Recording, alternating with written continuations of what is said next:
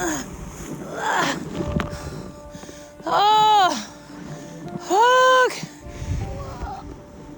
think a rookie should be packing for their fears because it's also a serious environment. No one's died yet to date out there, but I can tell you it's a place that people can. In 1925, a diphtheria epidemic threatened the people of Nome, Alaska, and the serum that they needed was 1,000 miles away in Anchorage. It took 20 mushers and more than 100 dogs to relay the package 674 miles all the way to Nome. This journey is known as the Great Race of Mercy, and it's the most famous event in the history of Alaskan dog mushing. This is how the Iditarod dog sled race was born.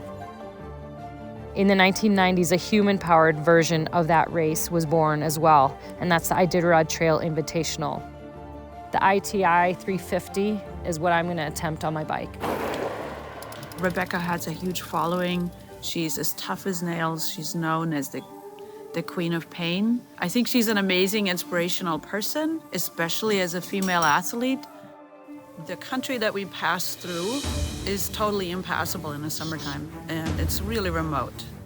There is nothing bigger and scarier in my mind than Alaskan wilderness in winter. It's the kind of event that you just can't expect to go out and be rescued just because you feel uncomfortable. You might be out there and find yourself in dire straits, and you only have your own wits and skills about you.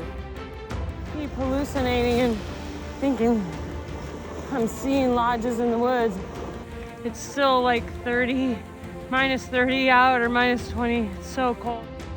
Shoes are waterproof. This was the first part of the course where the trail really got the better of me.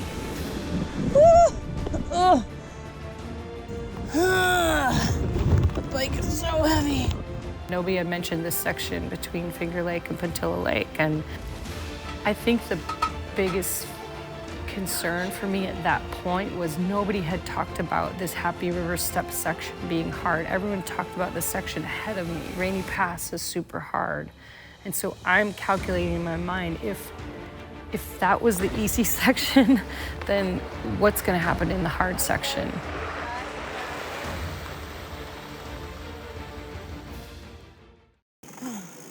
This is Rainy Pass. It's the biggest climb on the route. Today's a new day, but I am completely whooped. Everything about me is tired. Okay.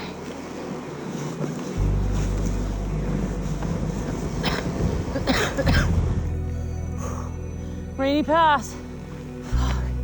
Yes! Feels really good to know that's behind me. Oh. You know, it turns out that Rainy Pass wasn't a big monster for me. It was in great condition. It was a beautiful sunrise. It was one of my favorite parts of the course. And I really remember in that section thinking about the Iditarod dog sled teams, and I was really starting to feel the history of the trail and the meaning of the trail and what everyone who passes through there, it is a rite of passage.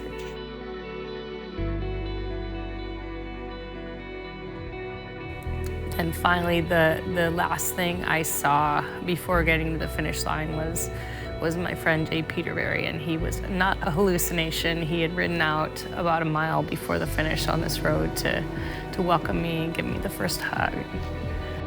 He's the reason I came to do this event, and he's the one who believed in me, and he's the one who gave me the confidence, the equipment, the know-how, and also the excitement. You know, he said to me, this event will change you. And it did. The finish at McGrath is in Peter and Tracy's house, this beautiful couple that have hosted the finish of the race. And they take care of you, and they make you a bath, and they tuck you into bed, and they give you some food and a cup of tea, and you know that everything's gonna be okay.